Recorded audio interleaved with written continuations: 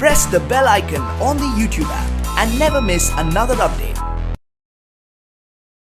धुळे शहरात संचारबंदी असतानाही संचार करणाऱ्यांवर दंडुकडे। हर दिवसा रस्त्यात उठबशा।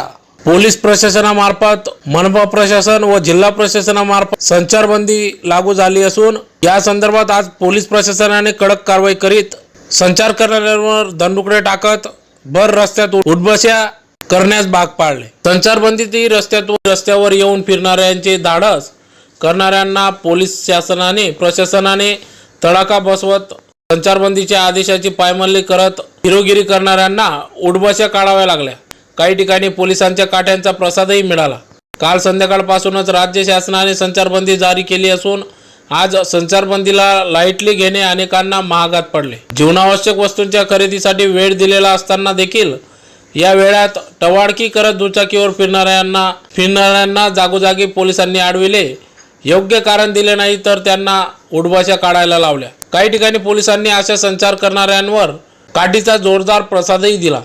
काही ठिकाणी पोलिसांनी दुचाकींच्या चाकांमधली हवा देखील काढली। त्यामुळे दुचाकी स्वारांची हवागुल झाली। भर उन्हात घाम गाळत दुचाकी ढकलत त्यांनी पायी जावे लागले। पोलिसांच्या आजच्या कारवाईमुळे तरी टवाळखोर हौशानौशांनी फिरू नये हीच अपेक्षा प्रशासनाकडून व्यक्त केली जात आहे। संचारबंदी योग्य पद्धतीने लागू करण्यासाठी पोलीस प्रशासन अंगावर ऊन झेलत रस्त्यावर उतरले आहे।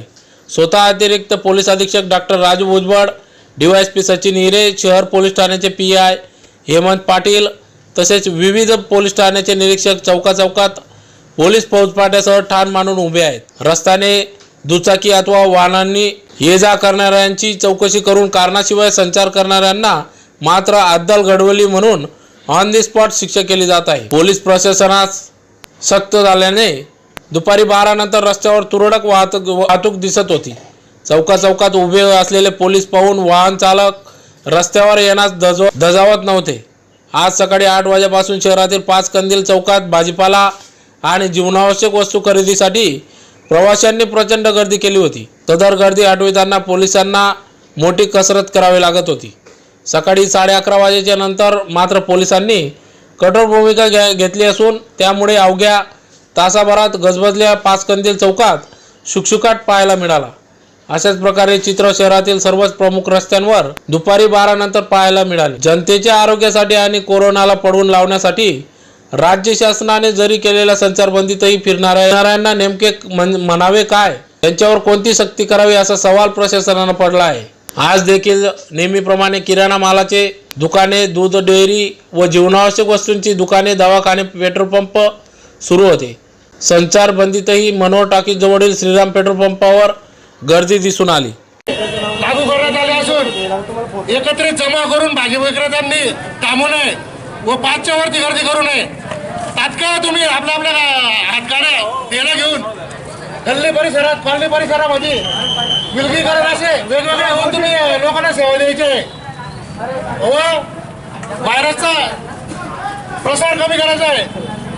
तुम्हाला तात्पुरत्या स्वरूपामध्ये महानगरपालिका प्रशासनाकडून तात्पुरत्या संचारबंदी काळामध्ये पास वाटप करण्यात येणार असून प्रत्येक भाजी विक्रेत्या व फळ विक्रेत्यांनी वाड्यात फिरून, गल्लोगल्ली फिरून, कॉलनी परिसरात फिरून लोकांची सेवा देताना आपल्या खिशामध्ये एक पासपोर्ट फोटो ठेवायचा आहे व त्याची रजिस्टर नोंद करायची आहे।